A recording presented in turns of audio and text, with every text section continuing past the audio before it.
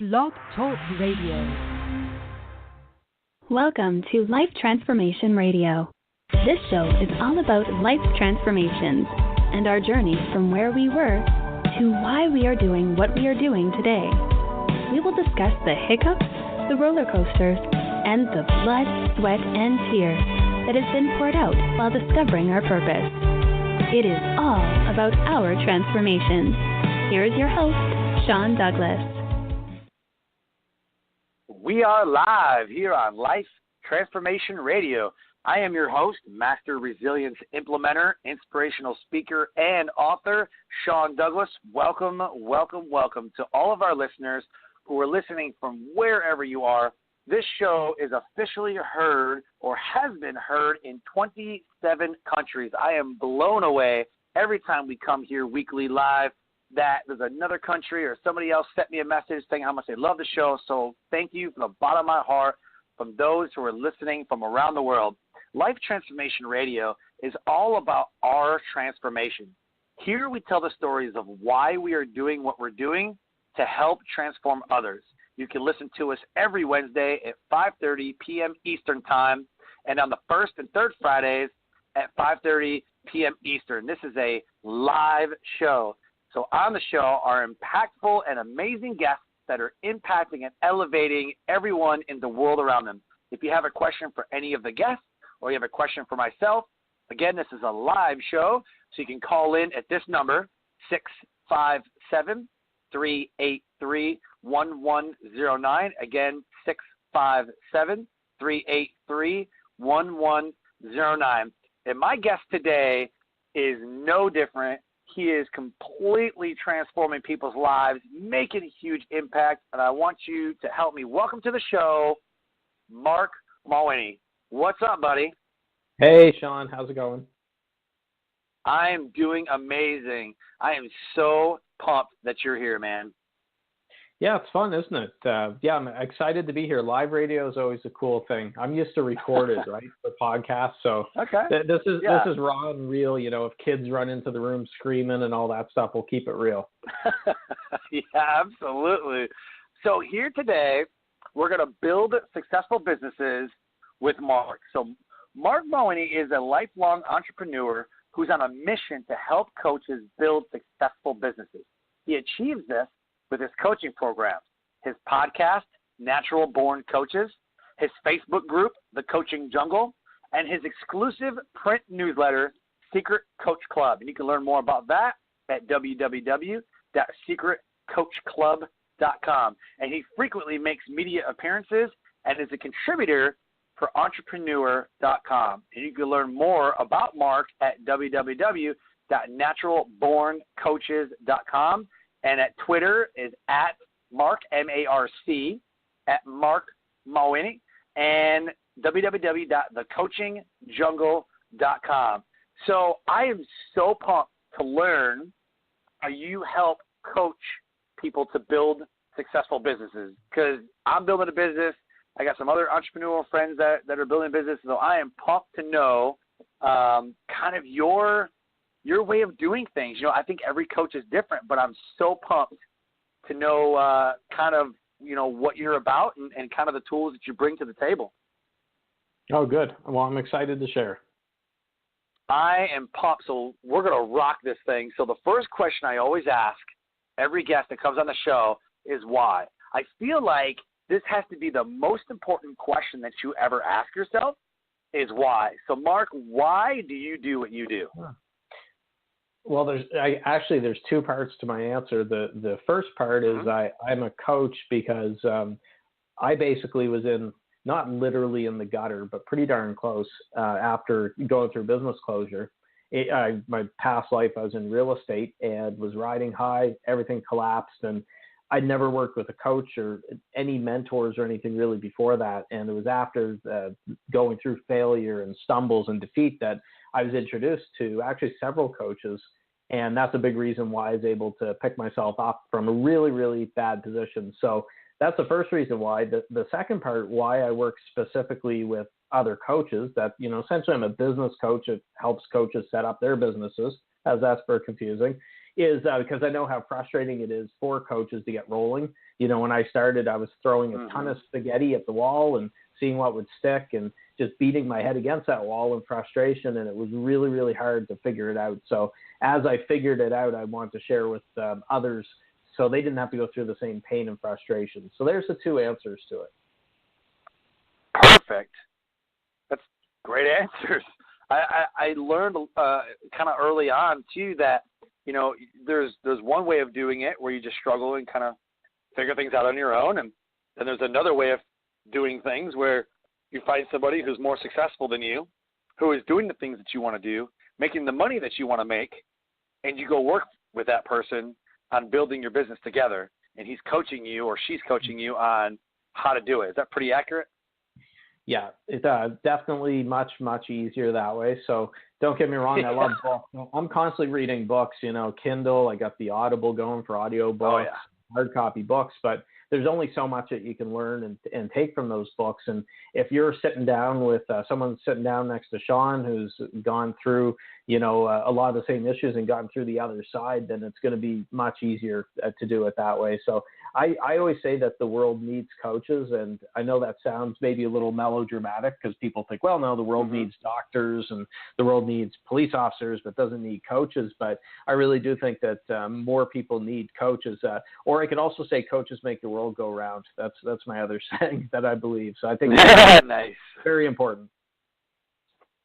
Yeah, I didn't even realize when I got into the really hardcore into the public speaking and building the speaking and training business and doing what I'm doing and doing the show, I had no idea that even Tony Robbins has a coach.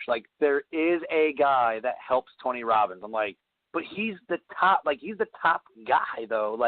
But it's true. There's a guy who is helping him. You know what I mean? He's not just doing it all by himself. He has a team of people. And I didn't realize that some of the most successful people are working with coaches, and that is why they're successful.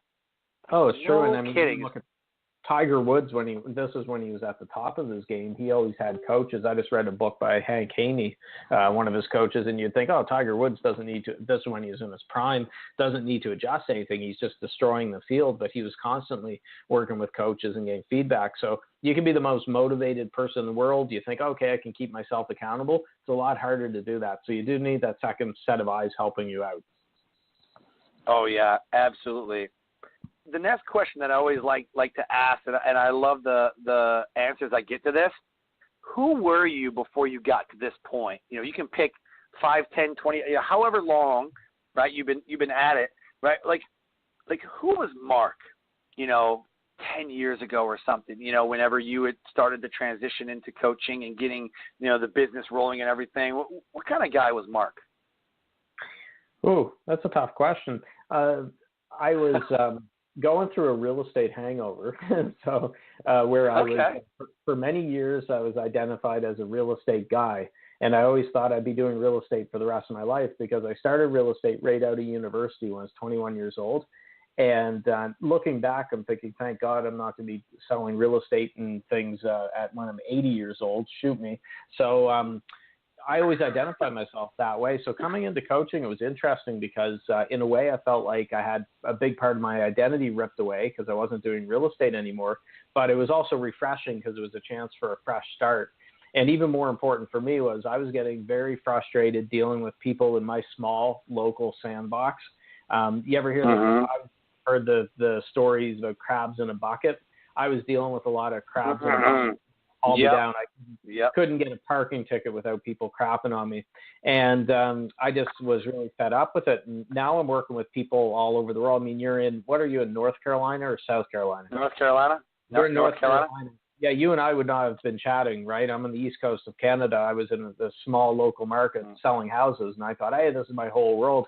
And now I've been able to just get all over the world. I was earlier this year speaking in social media marketing world, San Diego, and I meet all these cool people through my podcast and everything else. And that would not have happened if I hadn't gone through it. So to answer your question, I was going through an interesting transition. I was coming out of my cocoon, my real estate cocoon, and getting into coaching. And I'm a much different person than I was 10 years ago. I think everybody is, but back then when I was starting my business, my son was very young, and now he just turned 9 years old. He was barely born back then, and just a lot of changes going on in my life. So I'm very happy, very grateful. That's awesome. And I'm in a couple masterminds, and all these guys started in real estate too. They got their sales. They made their bones. They cut their teeth. In the real estate market, and then started going out and doing some other coaching and some other business stuff. And what is it about real estate that just drives people there, and they branch out and do super amazing things? It's an interesting business. I joke around. A lot of people think, "Oh my God, you hate real estate." I had a decade of a lot of fun in real estate, but I didn't know any better. It had zero work-life balance, right? Like I'd be in the shower with a cell phone in my ear working on a deal, and you go to a movie, turn your phone off for 2 hours, you get out 55 messages, and there's just no weekends were non-existent because that's when real estate people work. And the problem with real estate is you always had either you had tons of time when you got started but no money, or you had lots of money but no time, later on. And the thing with coaching is you can work out both. And it's I'm doing as well as I was in real estate, but with a much better balance. I'm not working 100 hours a week either. Now I work a lot of hours. I'm not a 4-hour work week guy. I'd go crazy. But I'm able to take a little more time off and stuff for the balance. So I don't know. I think with real estate, it's a great business to prepare for coaching because you're used to going out and eating what you kill. You're going out of your cave and having to hunt, and prospect and bring things back. But that part of it prepared me very well for coaching because coaching's a business and there is sales in there, whether you like it or not. Mm-hmm. Right. Yeah, I'm starting to learn that too. I had no idea that speakers, are on the stage, but behind the scenes they have some products, a book or an online program, or there's different things that they create that really supplements the income when they're not speaking. I had no idea. I thought they just spoke every day and then that was the end of it. Nope, I was mistaken. Exactly. Yeah. So can you pinpoint exactly what your transformation was? Like, what was the moment where you were like, okay, enough with the real estate, I want to transition into coaching? Or was it subtly, or what exactly was your transformation moment? It was not subtle. It was probably about as messy as you could get. So I went through not one, but two business closures. 2009, I went through, I had a real estate brokerage with about 100 agents and employees, 2 offices, signs all over the marketplace. And, I was, thinking life is grand and everything's going very smooth, and then bang, everything collapsed. And if I didn't learn the lessons from 2009, they got hammered in my head in 2012 because I got back into real estate doing more of the flipping side of it and real estate investing, and just a horrible time between 2010 and 2012. The market was dead. The market still is dead really here, but the market was dead and just really bad when it came to interest rates and fees for borrowing and all this other stuff. Was not a good model at all, and I shut it down in 2012. So the most difficult thing for me, and the part that I pinpoint, was I hit a point where I could take quite a bit of stuff. I got a thick skin. I was getting attacked by the local media constantly. Here's this evil entrepreneur who closed his business down and everyone's out of business and all this other stuff. It got to a point where it got a little bit too much, a little silly. Like, it was like, oh my God, come on. Like I mentioned before, I'd get a parking ticket and, there'd be a story in the paper. And I remember doing a speech actually after my business closure in my market. And it was a speech talking just for entrepreneurs, and I look at the front row there, and there's a reporter from the newspaper covering little old me, and I thought, oh my God, I am not that interesting. Do you really have to, what's next year, and go through my friggin' garbage or something? So I just hit a point where I got really tired of playing in that small local sandbox, and I read a book called Thick Face, Black Heart. And this was a little bit later on, but Thick Face, Black Heart has something called the leapfrog theory in there. And I won't go into it, but long story short is if you're getting hauled down by those crabs in a bucket in your local area, then you can leap. And the author of that book essentially was having the same issues I was having. She said, screw it, from her city. She said, I'm going to write books. I'm going to get on TV, going to get in newspapers and everything else, and I'm going to leapfrog everybody. I'm tired of getting tied down and held back by petty people. And that's essentially what I decided to do. I got tired of being held back by small minds here in my province in Canada. It's not forward thinking. It's not very pro entrepreneur. I said, I'm done with it. I want to meet some new people, do some new things. Wow. So where exactly in Canada? I'm in New Brunswick, so there's a great tourist. New Brunswick, okay. Tourism, New Brunswick here. We're small-minded. We're not entrepreneurial. Come visit us now. It's a beautiful province. It's a beautiful province. 3 seasons of the year. Winter can be a little bit harsh being in Canada, but the rest of the year is great. And it's a beautiful spot. Don't get me wrong. People are very nice, but it is not even like say North Carolina. My business closure probably wouldn't have made page C20 in your newspaper. It certainly didn't warrant front page news as much as it did, and so it's not California, we'll put it that way, North Carolina when it comes to business. Right. Yeah. No. Absolutely. So I got a 2-part question for you. So we pinpointed exactly what your transformation was. Really, that's what the show is all about. Is figuring out like what I was doing and where I was, where I am, and exactly what was that pivotal moment. Because a lot of people get stuck and like, I have no idea what to do. And once you figure it out, then you can move forward. And that sounds exactly what you did. So what exactly was the best part or has been the best part about your journey and your transformation so far? The best part would be having been written off by pretty much everybody. There were some people supporting me in my corner, but for the most part, everybody just shunned me. I was like, Ebola or one of those viruses, that comes out and everybody wrote me off and said, this guy's done, and what I realized is there's some people that won't be happy. You could be laying in a ditch, or homeless. They won't be happy. Or if you have a super successful 6-7 figure business or not, they're going to be bitching about that too. So best part of it was being able to prove some people wrong and say, hey, you know what? I'm not done. I'm just getting started. I'm going to take the lessons that I learned from this messy situation. I'm going to put it to good and do some stuff with it. So that would be the best part. I think critics and haters can be a tremendous source of motivation if you use it properly. So don't get yourself down or get beat up by those people. Just take that and kind of internalize it and use that to fuel your energy. And, pretty soon you're going to be able to leapfrog past those people. I love it. I love that. So the second part of that is, what has been the worst part about your journey and your transformation? Oh, one thing I found, and probably found the most challenging, is I'm a pretty social guy. So I was always used to being in an office and being able to shoot the breeze for a few minutes in the morning, talk about what happened on Survivor last night. We'd have our hockey or baseball pools, and stuff like that. So we'd work and we'd have fun, and I really enjoyed that part of it. So you know what it's like when suddenly you're a solopreneur. You're a coach or a speaker is even worse. You're spending time on planes and things, but working. A lot of people, oh my God, you're living the dream. You're working from home. Man, I feel like Tom Hanks in Castaway. I don't even have a volleyball with a face painted on it. Wilson. So I am sitting here right now. I'm at my desk. I have an iPhone holder, which is Han Solo frozen in carbonite. So that's from The Empire Strikes Back, I guess, with Star Wars. I'm a Star Wars fan. And that's my version of my volleyball. That's my Wilson. So I get to talk to Han Solo. But my partner, Julia, who she works from home as well. And she has a podcast interview booking service. So that helps. It means, but there's still those challenges when you're used to being social and doing all that stuff like I was with real estate on the go all the time. Suddenly you're working from home, and it can play head games with you if you're not careful. So I always say home-based entrepreneurs have to make an effort to get out, go for walks, get to the beach, go for trips, do different things. You don't want to be stuck at your desk too long. Even though you're at home, people think it'd be great to work from home. It can play some head games with you. Wow.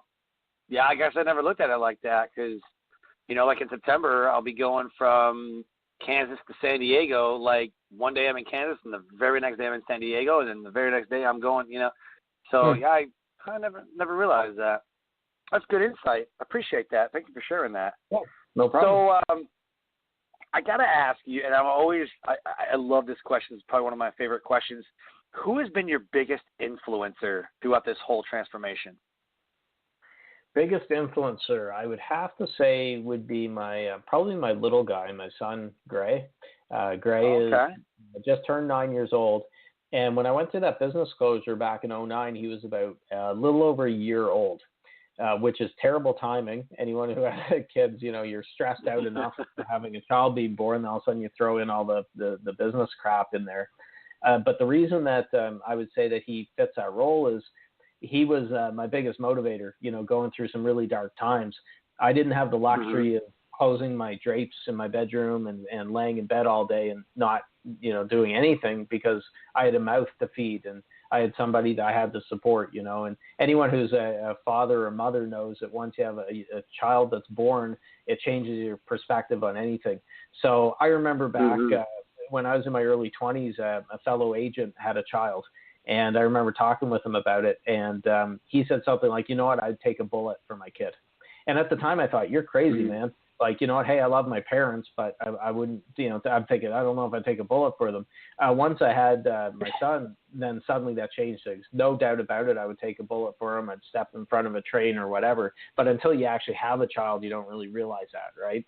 And, he's been the big influencer, biggest motivation, and we're very lucky now because my partner Julia has an 8-year-old girl, and there's extra motivation as well. They're both around the same age, and any entrepreneur with kids knows that's the most powerful fuel. Beats any sort of energy drink or coffee you can have.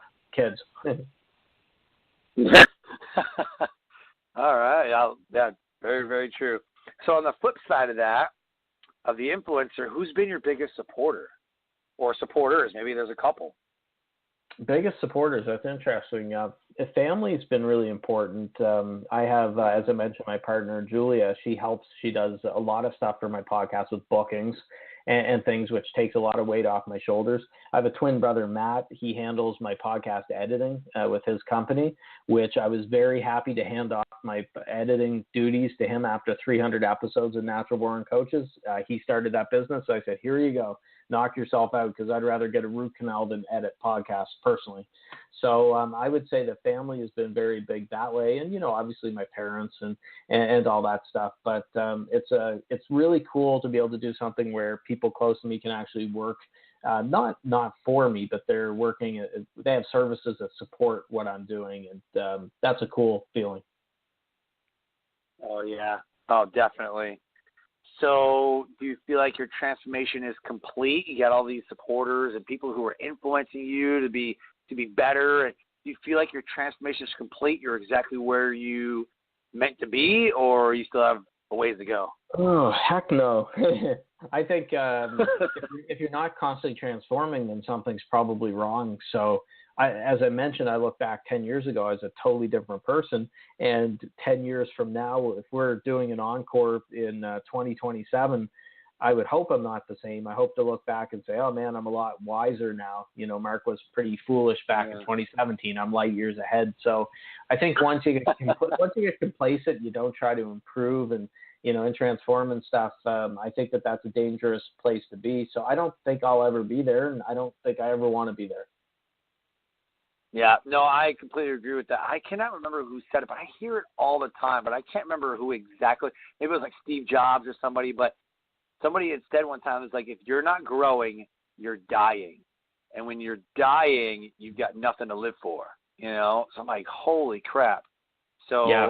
I always take that in, like, man, I've got to do something. I've never been able to just sit, and it makes my wife super mad.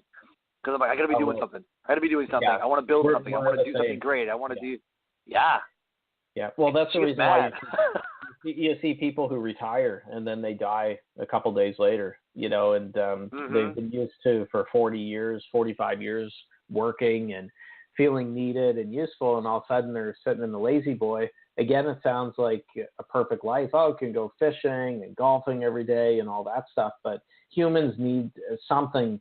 They need to feel responsible for something. They need to feel useful, like they're giving back, they're doing something. And if you don't have that, then that's an empty feeling. So I always laugh online. You've seen these people in the online world who are promoting the whole laptop lifestyle, sitting on a beach with dipping your toes in the sand and drinking pina coladas, while you're refreshing your bank account and stuff. And yeah, that would be fun probably for a week or for a month or so, but I don't think I'd want to be doing that for 5 years, or certainly not 10 or 20 years. Definitely not. I got to go out and I got to do stuff. I think, okay, so I didn't even know I was going to ask, but I'm gonna ask this. It's about chasing and hunting and everything. So for me, I love, and people are like, you got to get VAs, right? Those virtual assistants online. You got to do this. You got to do this. I love the hunt. Like, I'll Google some things. I'll research different conferences that are coming up, and then I'll find an event planner that's looking for a call for speakers. I'm like, ooh, let me talk about that. And then, I'm talking with them about this and emailing back and forth, and boom, I lock it in. I love that. I love the chase. I love the hunt. I love the negotiation. You know what I mean? I don't want someone to take that away from me. So what is it about you that really keeps you going? Well, I'll be totally honest here. We're keeping it candid and real. I love money. Now, that's going to sound bad if you say, oh, my God, a coach that loves money. But I think too many people in the coaching world shy away from that. They think, oh, my God, if you love money, you're Gordon Gekko or J.R. Ewing or and something like that. So I'm not saying it's just about the money, but I think that we go too far the other way in the coaching world where there's a lot of negative feelings about money. That's if you're perfect example. I put a post up the other day in my Facebook group, and I said that if you're going to set a goal, monetary goal, shoot for $1 million instead of $100,000 a year.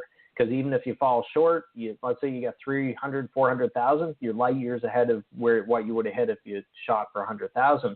And most people agree with me, but I did have some people in there that were that essentially hinted that, hey, you're Gordon Gekko, what are you doing here for saying that? You can't say that. And the issue we're having in our industry, and I think it's not just coaching, I think it's other ones, but there's people who I call Mother Teresa coaches. They think that you have to be barefoot in some village, across the ocean in some little village working for free, or you're not in it for the right reasons. And the way I look at it is, hey, if you're performing a valuable service, you're giving all this stuff, you're helping people transform their lives, then yeah, you should be compensated well for it. So I'm not afraid to say it. I really like money, and I want to make more money, because the more money I make, it means I'm impacting more people and I'm doing more out there in the world. So I always laugh when I see people try to pretend, oh, gee, it's not about the money. I could care less about the money, when in reality, they care about the money, man. They probably care about it more than people say that they do, but they want to play it off like they don't. And I don't know. It's disingenuous. I don't like that kind of you should be able to say, hey, I'm in business to make a profit. I want to do good and help people, but I'm going to make money at the same time. Right, absolutely. And like I said, I don't think there's anything wrong with that, because isn't that the goal anyways? Because you're in it. You're not in it for the money. The money is the byproduct of the success that you've gained by helping other people. Yeah, there's a great saying. Bob Berg, from the author of The Go-Giver, said this when he was on my podcast. He said, money is an echo of value. So if you're not putting enough value out into the marketplace, that's why your wallet or your bank account is empty. And I know that that's not a popular thing to say, but it's true. If you're giving value out there, it's inevitable you're going to be paid for it. And when I say value, you know what? Yeah, you could share motivational quotes and things like that. I love motivational quotes, don't get me wrong, but you got to bring more to the marketplace. People can Google, they can get motivational quotes anywhere. They want to see something extra there. And I think, unfortunately, there's too many coaches and speakers that just they're vomiting out all these motivational quotes, and then nothing's coming back. And they're like, oh man, well, I'm posting 10 times a day on Facebook. Yeah, well, you're posting Tony Robbins quotes, Zig Ziglar, Maya Angelou, Oprah Winfrey. I want to hear what where's your quote? Yeah. Where's your quote? Where's your quote? I'd rather see your quote. You know what? I love whatever the mind of man can conceive and believe it can achieve. That's Napoleon Hill, and but that's not. I've heard that 1.2 million times in my life. I want to hear something a little bit different. So. Right? Yeah, absolutely. So let's talk about that. So where are you headed now? What kind of new adventures, businesses that you have currently, family, what kind of stuff do you got going on? Oh, I would like to. As I mentioned, I started doing some speaking, so I am not in your world yet. I've been dipping my toe in, and I like it. I got bitten by the bug after I spoke at Social Media Marketing World. So speaking is one of those things that for the last, I'm in my 4th year now for my coaching business. I couldn't do it in the earlier years because I was doing a daily podcast and didn't have any help. I have a VA that's come on board now, and I've got people supporting me. Now I can start to get away from Eastern Canada, preferably in the winter months, to somewhere a little bit warm. But speaking's on the horizon. I'm working on my first, I say real book, because I've released like digital books and stuff. But I'm working on my first actual real book, and I'm really pumped up about that, and I'm excited because I'm basically just laying it all out there. I said, you know what, I'm taking the filter off. It's a book for coaches, and I'm just going to speak what's on my mind. So I'm taking the approach. You ever see the movie Bulworth, Warren Beatty? Oh, yeah. Yeah, so anyone who hasn't seen it, Bulworth, in a nutshell, he's a politician that just he's depressed. He decides he wants to end it all, so he hires a hitman to assassinate himself, which it's kind of a weird plot. But he does that because he wants his family to get the insurance money, his daughters, because they won't get it if he just commits suicide. So he figures, I'm on the last weekend of the campaign trail running for Senate in California. For re-election, I might as well just speak my mind because I'm going to get a bullet to the head here any minute. So I'll just say whatever I think and I'll speak the truth. And he becomes super popular because it's refreshing to see somebody that's actually speaking their mind. It's not double speak. He's just laying it all out there. And then he becomes super popular and decides he doesn't want to die and he's trying to avoid an assassin, but that's what you can watch a movie. That's what I basically am doing with this book. I said, it's my Bulworth moment. I'm just going to lay it all out there. And you know what, if it ticks off some people, fine. It'll help a lot of people. And I'd rather do that than be in the mushy middle. I'd rather be polarizing. Nice. So talk about your business. So how exactly do you help people? Kind of give me an overview because I don't want you to give too much away, but talk about kind of the process. Like if somebody wanted to work with you, kind of what is the process of helping people build that successful business? What does that look like? Sure. So I only work with coaches. Anyone who approaches me who, let's say, has a bricks and mortar business, if it's Joe's Widgets, I would refer him off to a coach I know that can help him. I don't work with anyone other than coaches. And essentially, I help coaches get more clients without paid advertising.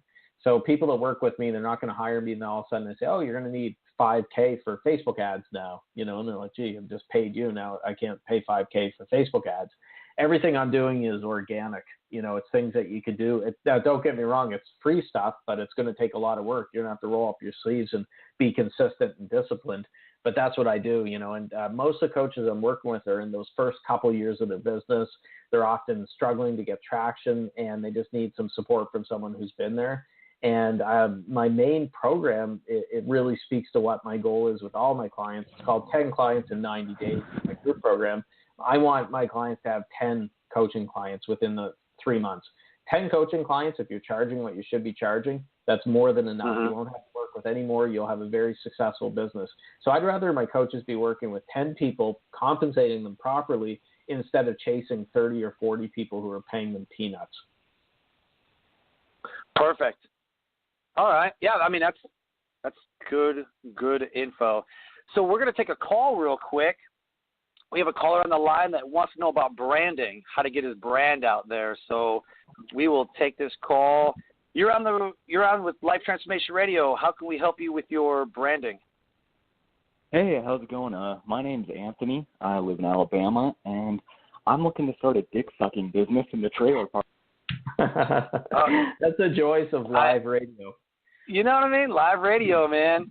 So I don't get this with podcasts. Anthony, thank you for your call. You've lightened our time here and made a really great show. So thank you for the value you brought with that call. We appreciate it. Stupid. So Mark, if you had to go back, would you change anything? Would you do anything? Would you do anything different?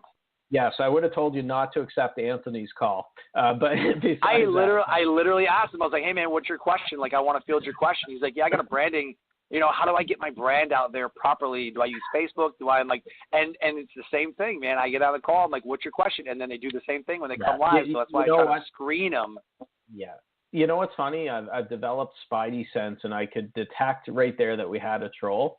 And my Spidey senses were tingling when he started. He was a little too professional, and how he started. But anyways, A for effort, Anthony. Perfect.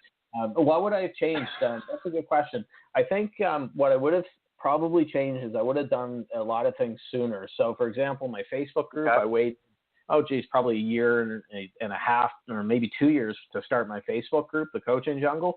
I would have started that sooner. You know, my podcast, I waited almost a year to launch it from when I started my business. I should have done it sooner, you know, instead of launching it in November 2014. And anything, I could apply that to a number of things. Now I'm getting much better at just starting things sooner, you know, and I don't worry about over planning and having a perfect plan for this stuff. I just launch it, you know, and I work out any of the kinks as is. So to answer your question, I would have probably started some of my things I'm doing with my business a little bit sooner. Yeah. So the Coaching Jungle has 6,800 members in it. And that is a huge group, man. It's funny. I remember back when we were like 500 or so, and I thought, oh my God, imagine when we're at 1,000. You know, that's going to be awesome. So it's really cool, and it's a good group too. You know, we don't have a lot of the problems that a lot of big groups deal with spam a lot. Now, don't get me wrong. Oh yeah. People try to sneak through, but I shine out my boot. You know, we have a really I don't mess around with spammers and stuff, and we're very clear on the rules. And I think that that's important. You know, if people are giving their time and their attention into a Facebook group, then you got to enforce the rules. Right. So I would do the same thing if I saw Sean Douglas post, you know, you're not a spammer, but for example, you post a bunch of promotional stuff on the wall, I would send you a message, hey, Sean, you know, can you keep it in this thread for promotion? But I would take it off the wall. I wouldn't say, Sean's a friend, I'll leave it up there, you know, or whatever, because that breeds confusion. Yeah. Right. You know what I noticed too is, you know, a lot of groups will have like themed days, you know, like Monday motivation, Tuesday tips, Wednesday winning. Like they always have the themes, right? Yeah. And the one thing I noticed though is that when whether you post a theme or not, right, post something, ask a question or whatever, the engagement is insane. Some groups you'll have 5,000 members and 5 people talk. In this group, I mean, hundreds of people are always commenting, posting. Well, this is what I do. It's a very, very, very helpful group. You know, I sometimes look at different groups and kind of judge their engagement. I'm like, ooh, man, it's got 5,000 people. I only see the couple hundred names. I'm like, ugh, I don't know if this is a good group or not. But this one is super helpful, super amazing. You know, I love the things that go on. I post a couple things sometimes. Some aha moments that I've had, you know, and everybody's like, oh, good job, or I like this, or it's so engaging. How did you get that to be that way? Well, I would like to take credit for it, but I think a big part of it is that coaches in general are very helpful people. They wouldn't be coaches if they didn't want to help people. And if this was a group of, what's an example? We'll pick on real estate agents now. This is like the Bash Real Estate Hour, but you know, in different areas like real estate, for example, it's very much in a lot of ways cutthroat. You know, and we used to always say that the nice one stabbed you in the front. You know, in real estate, and that's just the way that industry is. I don't find coaching the same way. I mean, there's competition. I'm not saying we're dancing around singing Kumbaya, but I don't get that same sense. You know, if Sean gets a client, you know, in North Carolina, I'm not thinking, oh man, you know, grumble. I thought that'd be my client and he's taking food off my plate or whatever. I'm thinking, hey, good for you, Sean. When I move on to the next one. In my old life, it was very much if somebody got a listing that I was going after or vice versa, then there would be some, you know, negative feelings there about it and a lot of cutthroat stuff. So I think coaches want to help each other. They're very positive. They know that the way to go is collaboration instead of competition. You can have friendly competition, but you can definitely collaborate with people. I've worked and done successful JVs with people who technically do the same thing as I do.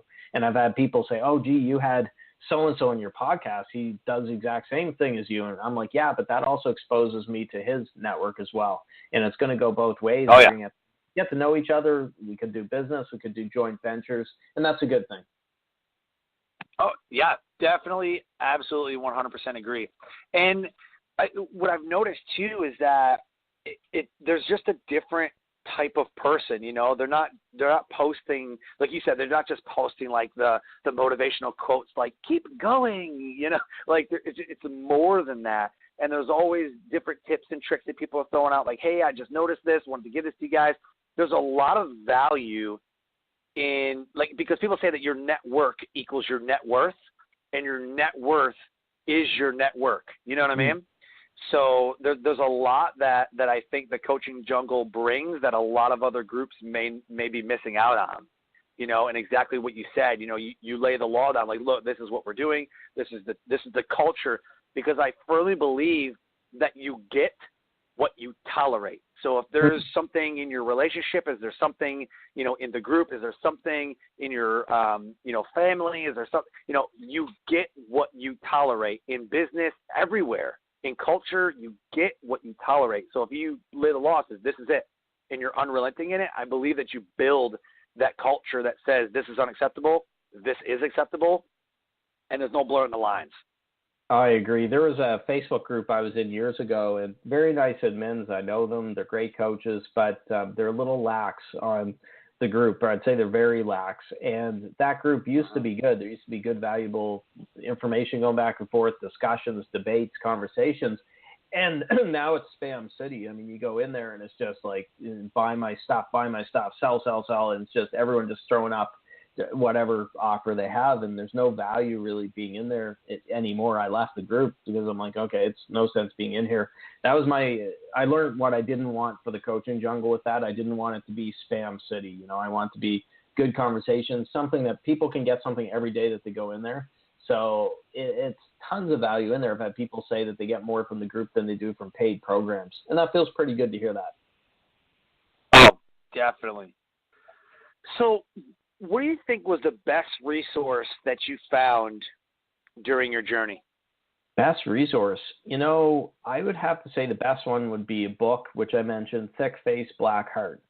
I think that should be required reading for any entrepreneurs. It was written by Chin-Ning Chu, is her name, back in the early 90s. And it's just, it's really hard to give a talking point for how this book is because it's got so much in there. But that book will help toughen up your skin. So if you get callers like Anthony from Alabama, you're cool. You're not going to, cry yourself to sleep and eat ice cream and, stuff tonight. You have a thick skin because you need that in business. If you don't have a thick skin, you're screwed. So that book is kind of a cross between, I say, Think and Grow Rich and The Art of War. It's got a lot of Asian principles that people in the West just don't know about. So Thick Face, Black Heart, read it. You won't regret it. Wow. Yeah, I do. I love The Art of War. There's so many like aha moments in there, and it's so simple to understand, yet it's just like the most complicated thing ever.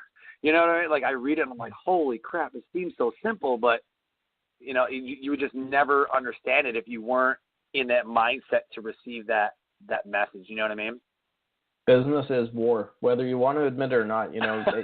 I see in my world a lot. There's a lot of woo-woo coaches. I'm not a woo-woo guy, right? But you see a lot of coaches that manifest things and shoot out positive vibrations and all that stuff. And the problem there is they're very they're not ready for that real world when they get hit hard by something or someone.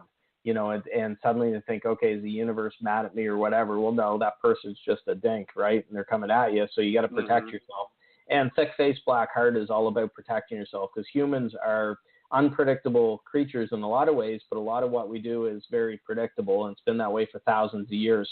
And this book is really a handbook to show you how humans operate and how you can defend yourself against the actions of others. Boom. I love it.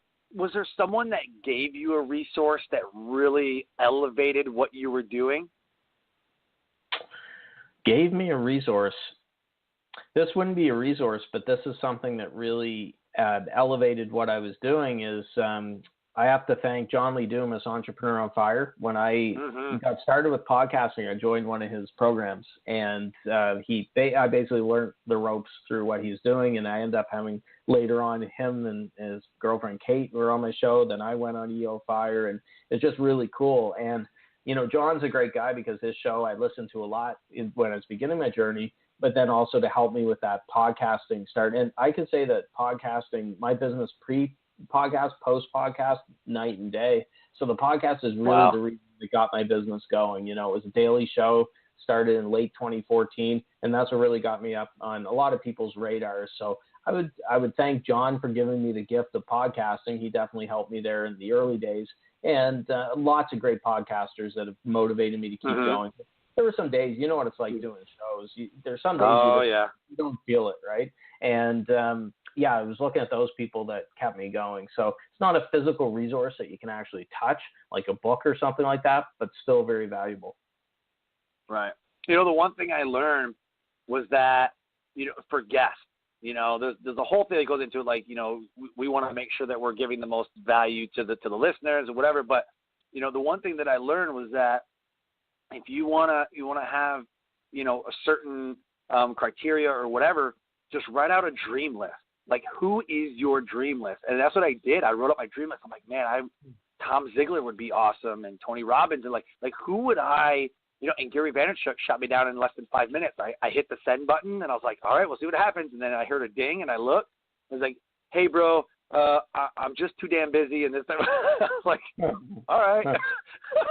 That's cool. I don't know if it was like a pre-recorded. But it was just like Gary V at the bottom, and he's like, hey man, hit me back later, whatever. So I'm like, oh, that's cool. But I've had like Bruce Buffer on the show, Tom Ziegler. I had Frank Shankowitz, who is the Make-A-Wish founder, and I wrote out a dream list. I'm like, who do I want on the show, and so I'm always like, who's doing the amazing things, It doesn't have to be someone famous. Like you're doing amazing things, and since I've been in the coaching jungle, I've learned a ton from you and your group.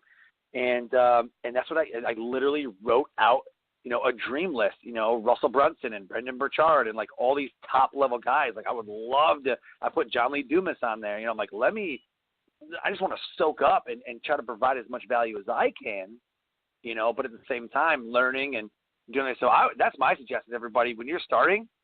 Before you even book a guest, like write down a dream list and then email and message and whatever, like go after it and do it.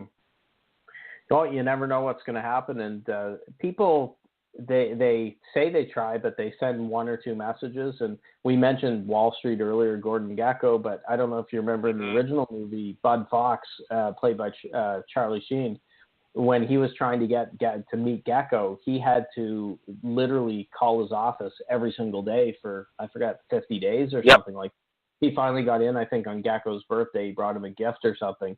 What would most people do nowadays? They would try, I'll call 2 or 3 times. Couldn't get through to him. I gave it a good college try. I'll move on. And but then they would say, I tried. I gave it my – and there's that great – motivational speech Eric Thomas talks about you got to want it, how bad you want it, where the fellow wants to be when you breathe. Yeah, that's right. The fellow goes to a guru and says, I want to be successful like you. The guy says, meet me down at the beach tomorrow. So the old guy, he meets the young guy down at the beach. He takes him into the water, and then he holds his head down, the young guy's head underwater. The young guy's flailing away or whatever and can't hardly breathe. Finally, the old guy lifts his head up and he says, when you want success as much as you want air, then you'll be successful. Something like that to paraphrase. And that's something that's really, really missing, I think, in the online world nowadays. Everyone wants it quick. They want 7 figures in a month, working 2 minutes a day. Oh, yeah. If they had their chance, they would just sit on the couch and just let the things rake in. They just wouldn't have to do anything, I can't do that. My body, my brain is not hardwired for that. I've got to do stuff, I love the, I love the journey. I love the grind. That's just me. Like my wife gets super pissed off because you're on another call? Not who you talking to. Who are you over here with? I was like, you know what? Bruce Buffer was on my show, and Mark and Tom Ziegler and Frank and like all these guys, like they're on my show, and like, you know what I mean? Like that's why I do what I do, because of this moment right here where I get to sit down with amazing people and just learn a bunch of stuff and then promote it out to as many people as I can. It's like it's just, I don't know, it's just a grind. I love it. It's addictive. It can be dangerous, and after I read Grant Cardone's 10X rule, usually a couple times a year. I love it. There's great stuff in there, but I have to also be careful because I could go to the other line back in my workaholic real estate days where I want to work, 22 hours a day, something like that. So I'm trying to find that balance where I'm still enjoying life, but I'll always be geared more towards the hustle side like you and like Gary V, as opposed to the comparative side that's, the 4-hour work week and people trying to, whittle down their work to as little time as possible so they can spend the rest of the time on the beach. That's just not me. Yeah, no, that's not me either. So Mark, as we close the show, this is the moment where we do a shameless plug. You can plug your friend, quotes, websites, Facebook, products, your business, movies, give a shout out, whatever you want to do. This is your time to shine. Shameless plug moment, go. Shameless plug. I'm doing something really cool now, and nothing against my friends. I'd love to plug them, but I'll plug myself. I'm doing a group coaching program, and it's called 10 Clients, 90 Days. And it's working really well for the people going through it. And I've got new ones starting regularly, so it's not like I'm doing it once a year. Got another one coming up next month. And if you want to find out more information, go to 10clients90days.com, and that's the numeric 10 and 90. So 10clients90days.com, or you could go to naturalborncoaches.com. I've got everything on there, the 515 podcast episodes and all the ways I can help coaches. Awesome. I love it. So as we wrap up, what is your best nugget of knowledge that will motivate, transcend, and inspire someone? Best nugget, I will share an acronym that I read from one of Robin Sharma's books, and it was KMF, which stands for Keep Moving Forward. So if you're an entrepreneur, be a coach or any entrepreneur, you're going to have to probably tattoo that on your body somewhere to remind you, or at least remember it, have it burned into your brain, because you know what it's like. It's a ton of fun. It's addictive, but man, it plays head games with you. There are ups and downs. You're on the top of the world one day at 10 a.m. and then by 2 p.m. you're in the dumps because some deal fell apart or a client's leaving. Oh, yeah. And then by supper time, you're back on top of the world again. And it's like just up, down, up, down. That's what makes it exciting. So keep moving forward, KMF. Perfect. I love that. And give us a call to action. What should someone do? We already talked about, naturalborncoaches.com, the Coaching Jungle Facebook group, and coachingjungle.com. But to get started, what should someone do? Give a call to action. I'll share a book. I'm actually just finished reading the audio book for Mel Robbins, The 5-Second Rule. And that is an excellent book because the problem with most online entrepreneurs is just getting started. They procrastinate and they overthink it and they can't take action. The 5-second rule sounds very simplistic, but it shows you how in 5 seconds you can trick your brain into taking action.